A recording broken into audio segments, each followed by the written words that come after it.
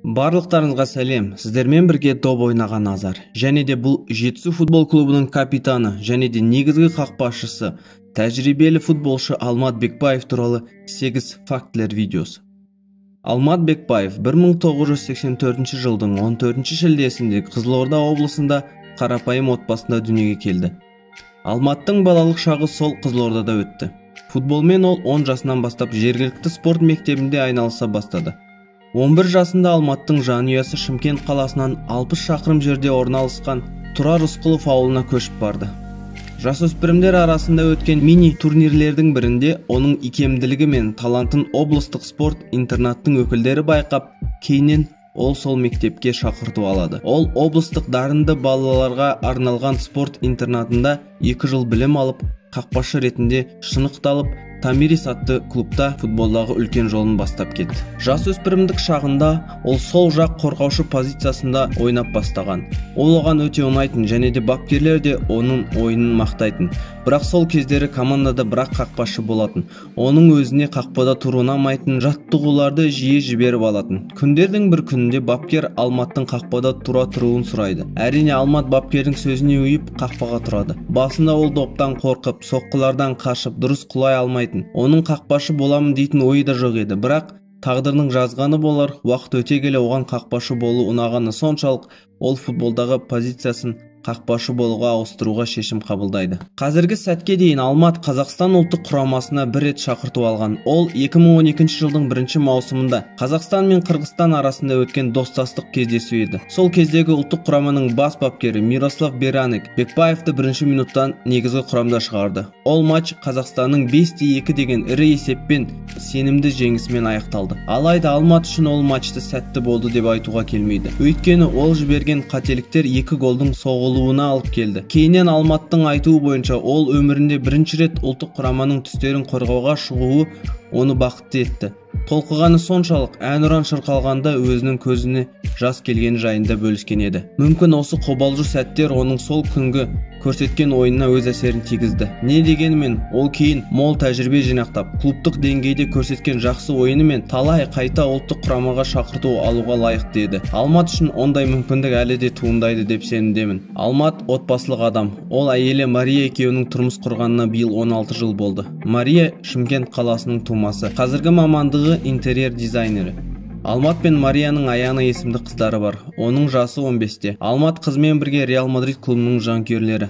Ол карьерасында 9 клуб ауыстырып үлгерді. Олар бірнеше рет Ордабасы клубында, қазіргі таратылып кеткен клуб Яссы Сайрам, содан кейін Қайсар, Ақжайық, Тобол, Ақтөбе, Ертіс. Ал қазір, яғни 2018 жылдан бері Жетісу футбол клубының негізгі қақпашысы. Оның арасында 2007 жылы Өзбекстан чемпионатындағы Андижан клубында өткізген маусымы ерекше көзге түседі. 2013 жылы ол Тобол клубымен 2 жылдық контрактқа қол қояды, бірақ ол маусымды қосалқы құрамда бастайды. Бұл Алматтың жоспарымен сәйкес келмейді, өйткені ол осында негізгі қақпашы болу үшін келген болатын. Ол клубтан оны босатуын сұрайды. Бұрынғы клубы Ордабасы оны қайта өз қатарына көргісі келетіні жайлы ниет білдіреді. Алайда Тобол бұған келіспейді.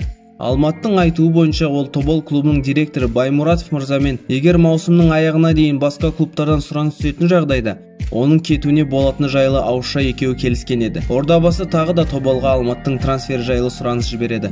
Тобол қайта бас тартады. Бұл жағдай Алматтың көңілін қатты қалдырады. Команда мен Турцияда өткізген маусым аралық жиналымдарының бірінде оған Турцияның 1 лигасында өнер көрсететін Аданаспор клубы қызығушылық танытады. Әрине Тобол оны тағы да жібермейді. Клубтан кеткісі келген жағдайда Тоболдың Алматқа қойған талабы өзінің контрактысын өзі сатып алуы. Кезінде Самат Смаков Ертіс командасына өту үшін солай жасаған болатын. Ол өз трансферінің жарты ақшасын өз қалтасынан Қайратқа төледі. Ал Алматтың сол кезде солай жасауға финанстық шамасы жетпеді. Осылайша Тобол мен Алмат арасында қарым-қатынас шиеленісіп кетті. Бір матчтың соңында Алмат басқа футболшымен қақтығысып, төбелесіп қалғаны үшін Тобол Алматтың үстінен арыз жазады.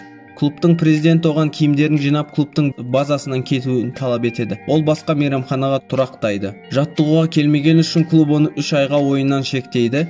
Оның үстінен жұмыс келісім шартын бұзған үшін 200 мың теңге айыппұл төлеуге мәжбүрлейді.